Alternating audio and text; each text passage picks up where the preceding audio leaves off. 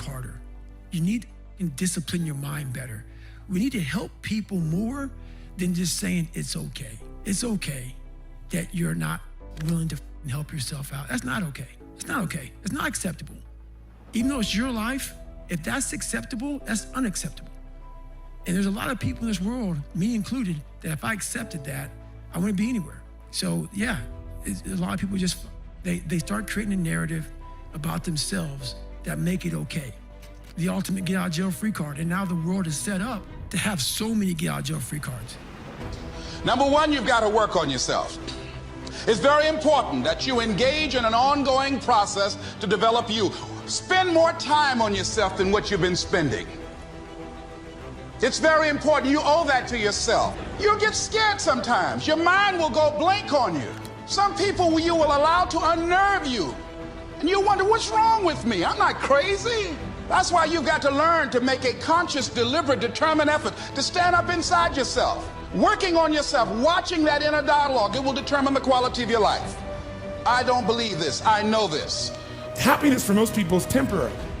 So success without fulfillment, that's called failure.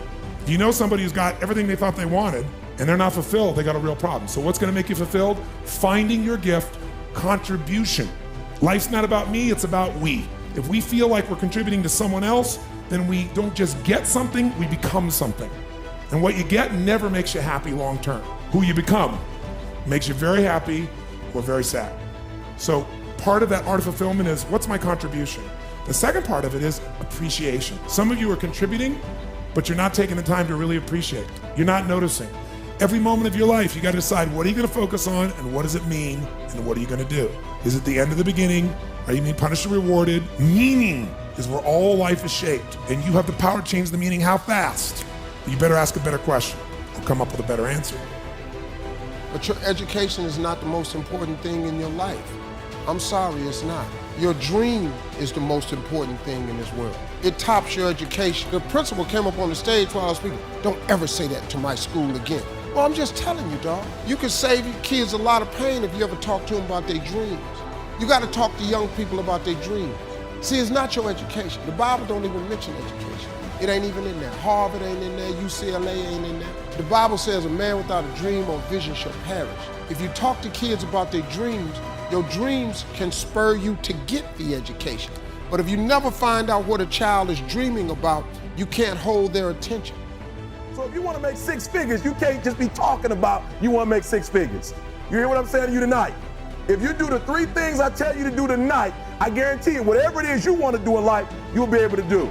You will be able to accomplish whatever you want to academically, financially, relationally, whatever. So three things.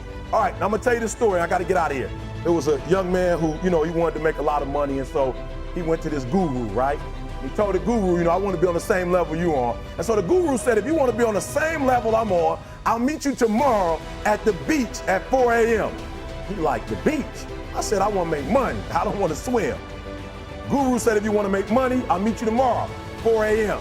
So the young man got there at 4 a.m. He all ready to rock and roll, got on the suit. The old man grabs his hand and said, how bad do you want to be successful? He said, real bad. He said, walk on out in the water. So he walks out into the water. Watch this. When he walks out into the water, it goes waist deep. So he like, this guy crazy. He's like, I want to make money. He got me out here swimming. I didn't ask to be a lifeguard. I want to make money. He got me in. So he said, come out a little further. Walked out a little further. Then he had it right around this area, the shoulder area. So this old man crazy. He's making money, but he crazy. He said, come on out a little further. Came out a little further. It was right at his mouth. My man like, I'm about to go back in here. This child is mine. So the old man said, I thought you said you wanted to be successful. He said, I do. He said, walk a little further. He came, dropped his head in. He had him held down. Just before my man was about to pass out, he raised him up. He said, I got a question for you. Somebody answered the question for me. He said, when you were underwater, what did you want to do? I said, I wanted to breathe. He told the guy, he said, when you want to succeed as bad as you want to breathe, then you'll be successful. I don't know how many of y'all got asthma in here today, but if you ever had an asthma attack before, you short of breath, SOB, shortness of breath, you wheezing. The only thing you trying to do is get some air. You don't care about no basketball game. You don't care what's on TV. You don't care about nobody calling you. You don't care about a party. The only thing you care about when you're trying to breathe is to get some fresh air. That's it. And when you get to the point where all you want to do is be successful as bad as you want to breathe, then you'll be successful. And I'm here to tell you, number one, that most of you say you want to be successful, but you don't want it bad. You just kind of want it. You don't want it badder than you want to party. You don't want it as much as you want to be cool. Most of you don't want success as much as you want to sleep. Some of you love sleep more than you love success. And I'm here to tell you today, if you're going to be successful, you've got to be willing to give up sleep. You got to be willing to work off for 3 hours of sleep, 2 hours. If you really want to be successful, some days you're going to have to stay up 3 days in a row. Because if you go to sleep, you might miss the opportunity to be successful. That's how bad you got to want it. Listen to me. You got to want to be successful so bad that you forget to eat. Beyonce said once she was on the set doing her thing, 3 days had gone by, she forgot she didn't eat.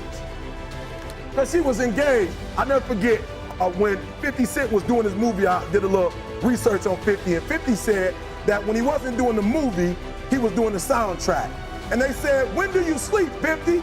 Sleep, he said, sleep. Sleep is for those people who are broke. I don't sleep. He said, I got an opportunity to make a dream become a reality. What helps me is to keep the hard times in the front of my mind, because it allows me to go into these big moments that I've worked my ass off, and you guys have worked your ass off. It allows me to go into these big moments with a different perspective. What it also does for me, and again, this is what works for me. I keep my back is up against this every day. It's against this wall, but it's up against this because it's what I believe in. And when my back is against this, then there's nowhere to go but that way. So I feel like this could be something, an ideology and mindset that could help you, if you look at it that way. Because you made it already. We made it. We're successful boys, and we're lucky boys to be where we're at. Well, you guys made it. Everybody's rich in the room. Nobody's gonna get evicted anymore. Anything you got, there's no more money problems, right? You got a lot of hands out now. Can I get a little bit? Can I get a little bit? Right, that happens. But when you make it, for me, I need this. I need this. So every day, my back is up against this, and this is how I operate. Now, doesn't mean you don't smile, doesn't mean you don't laugh and joke, right? You're happy, I'm a happy guy. But when it comes to business, and when it comes to executing, it's up against this. And I gotta go that way. And I don't give a who is in front of me. They're not gonna stop me.